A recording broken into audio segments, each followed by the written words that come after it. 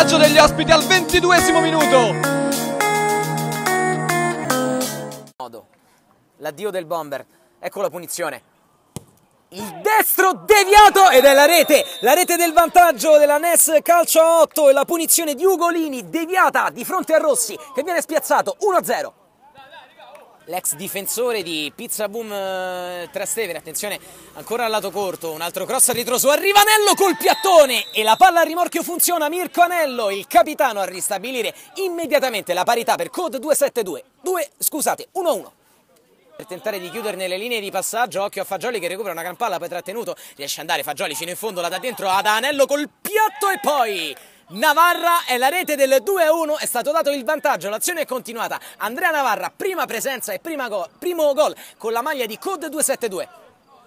Riesce a cambiare fascia Fagioli, pen surplus da dietro alla ruffa.